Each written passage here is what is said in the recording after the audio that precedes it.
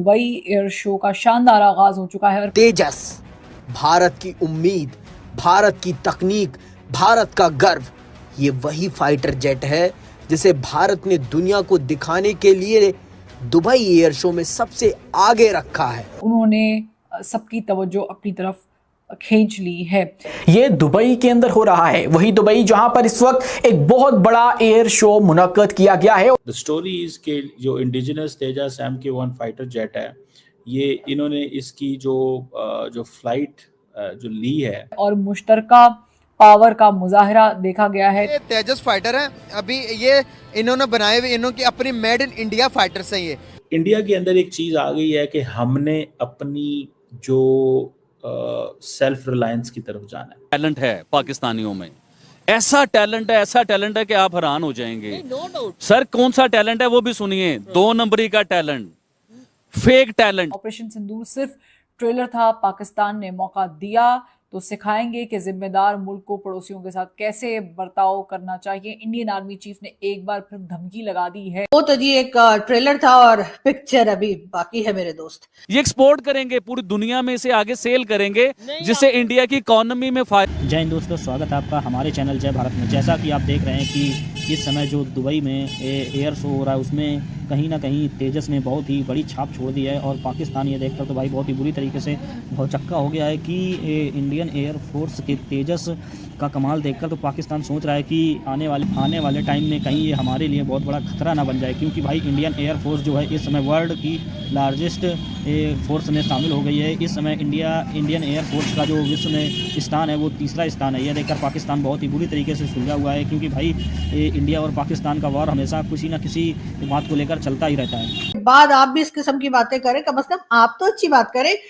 ठीक है, हम ये नहीं कह रहे कि आप हमारे साथ जो है वो कोई मोहब्बत की बात करें या कोई दोस्ती की बात करें या कोई अच्छे टर्म्स की बात करें, लेकिन कम से कम ये तो मत बोले कि जी अभी तो ट्रेलर दिखाया था, अभी पिक्चर दिखाएंगे और ये वो। भाई ऐसी बातें आप करते तो आपको पता है ना कि हमारे लोगों में खलबली मच जाती है, फिर हम गाते हैं खलबली है खलबली। लेकिन बात सारी ये है कि अब एक बार फिर पाकिस्तान के टीवी चैनल्स पे और हर जगह बार बार हमारे मिनिस्टर सब कह रहे हैं जी हमें भारत से खतरा है, हमें भारत से खतरा है। भारत के आर्मी चीफ ने कहा है कि हम दोबारा भी अटैक कर सकते हैं, और वो बातें जो भारत के आर्मी चीफ ने कही भी नहीं, शायद सोची भी नहीं, वो भी हमारे लोगों ने सोच लिया। आपको पता है हम लोग बहुत ज्ञानी लोग हैं, हमारे पास वो बातें भी हमें समझ में आ जाती है जो किसी ने सोची भी नहीं होती। तो बिल्कुल अब हमारे यहाँ यही सिलसिला चल रहा है कि हम अफगानिस्तान की तरह तो कुछ नहीं कह रहे, ज्यादा से ज्यादा यही हो रहा है कि जी अफगानिस्तान ने ट्रेड बंद कर दिए, अब हमारे यहाँ आलू प्याज टमाटर कुछ नहीं आ रहे।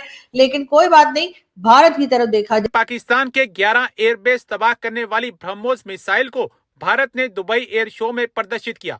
ऑपरेशन सिंदूर के बाद पहली बार है कि भारत ने अपनी सुपरसोनिक क्रूज मिसाइल को किसी अंतर्राष्ट्रीय मंच पर प्रदर्शित किया है। ब्रह्मोस मिसाइल को भारत में बनाने वाली कंपनी ब्रह्मोस एयरस्पेस ने यूएई में चल रहे दुबई एयर शो का बाकायदा पवेलियन लगाकर पाकिस्तान के छक्के छुड़ाने वाली मिसाइल को शोकेस किया।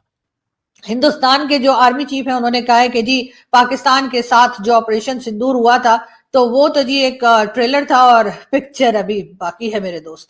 मतलब ये कैसी बातें कर रहे हैं सर आप पहले ही, मतलब हम यहाँ पे परेशान है, उधर से हर दूसरे दिन जो है अफगानिस्तान साइड से टीटीपी आके हमारे कान के नीचे 2 लगा के जाता है, और उसके जी भारत जो है वो दोबारा अटैक करने की सोच रहा है।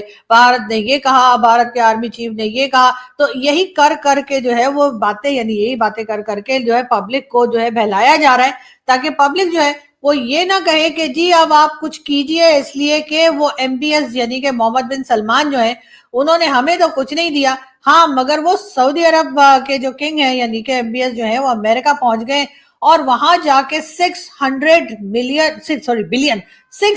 बिलियन डॉलर की इन्वेस्टमेंट कर रहे हैं।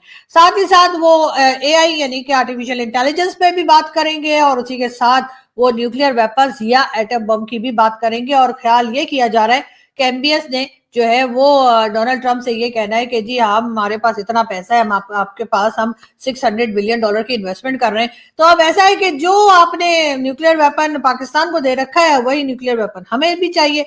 अब डोनाल्ड ट्रंप ने ये कहना है कि जी हम तो एक ही इस्लामिक कंट्री है जिसको न्यूक्लियर वेपन देने का सोचा है, तो बस इनको दे दिया है।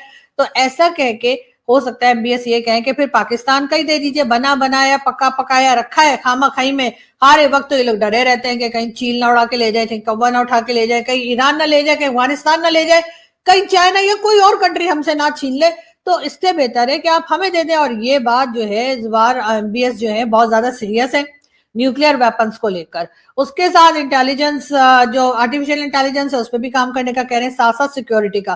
तो ये सिक्योरिटी तो उन्होंने पाकिस्तान को दे ही दी है। और पाकिस्तान को सिक्योरिटी डील जो पाकिस्तान और सऊदीया के बीच में हुई है वो इस तरह से हुई है कि अगर सऊदीया के ऊपर कोई मुसीबत आती है या कोई अटैक करता है तो उसमें हमारे फौजी या हमारे सोल्जर्स जाएंगे, और अगर किसी किस्म का कोई जानी माली किसी किस्म का नुकसान हुआ तो वो हमारे लोगों का होगा। यानी कि MBS जो है उन्होंने एक तरीके से हमारे सोल्जर्स को भाड़े पे ले रखा है, लेकिन हम मान नहीं रहे, हम मानते ही नहीं। हालांकि यही बात हमने कई साल पहले जो है जॉर्डन के टाइम पर भी हमने की थी, और ज़ियाउल्लाह उस जमाने में कहा जाता है कि उन्होंने भी जो है, जो बाद में डिक्टेटर भी रहे, उन्होंने पाकिस्तान के सोल्जर्स को भाड़े पे वहां पे भेज दिया था उन्हीं फलस्तीनियों को मारने के लिए, जिनके लिए आजकल हमारे दिल में बड़ा दर्द होता रहता है, पेट में दर्द होता रहता है, और कहां कहां हम जाके रोते हैं कि जी उनको बचाया जाए, और जी उनके साथ जो है वो इजराइल ये कर रहा है तो इजराइल वो कर रहा है, इस किस्म की बातें। लेकिन साथ ही साथ पाकिस्तान के कुछ न्यूज़पेपर्स, पाकिस्तान के कुछ लोग और बहुत से लोग सोशल मीडिया पर ये बात भी कर रहे हैं कि पाकिस्तान ये भी कोशिश कर रहा है या इस तरफ भी जा रहा है कि इजराइल को तस्लीम कर ले। हाँ, कान साफ करके सुनिए, मैंने यही कहा है, पाकिस्तान इजराइल को तस्लीम करने जा रहा है। और ये बात अगर आज नहीं तो कल, नहीं तो परसों, परसों नहीं तो तरसों, किसी ना किसी दिन ये बात पूरी होने वाली है। उस वक्त आप लोग मेरा ये वीडियो निकालिएगा, और अगर इसकी आवाज ठीक आ रही हुई तो सुनिएगा कि आरज़ू काज़मी ने क्या कहा था। तो जी मैं ये बता रही हूँ कि पाकिस्तान अब उस तरफ जा रहा है जहां पे वो इजराइल को तस्लीम करेगा, और उसके बाद कुछ दिनों के बाद हम कोई ना कोई बहाना निकाल लेंगे। वैसे तो सऊदी अरब ने भी ये कहा था कि वो इजराइल के साथ अपने टर्म्स को नॉर्मलाइज करने के लिए जा रहा है। हमारे तो खैर किसी के साथ नॉर्मल तो हम हो ही नहीं सकते, क्योंकि हम पैदाइशी यानी जब से पाकिस्तान बना है तब से हमने कोई नॉर्मल होने वाली हरकतें की नहीं है। लेकिन फिर भी हम जहां जहां सऊदी अरब जाएगा पीछे पीछे हम भी जाएंगे। तो जाहिर है अगर सऊदी अरब इजराइल की तरफ गया तो वो हमें भी कहेंगे या हबीबी हैया हैया, साथ में आ जाओ भैया, तो फिर हम भी साथ साथ जो है वो निकल लेंगे। लेकिन बात सारी ये है कि निकल तो हम लेंगे, लेकिन उसके बाद हमारे यहाँ जो मुल्ला मौलाना है उनका क्या होगा? वो लोग कहेंगे हैं ऐसे कैसे इजराइल के साथ बातचीत हो रही है। तो बात सारी ये है कि हमारे लोगों को ना बस आप डॉलर दिखा दें तो बस उनका दिमाग काम करना छोड़ देता है। तो इसी तरीके से जब पैसा या डॉलर या कुछ भी करिए करेंसी जो है वो दिखाई जाएगी हमारे यहाँ के उन लोगों को जो कि बार बार इजराइल से बात ना करने का कहते हैं, तो फिर वो आराम से बैठ जाएंगे।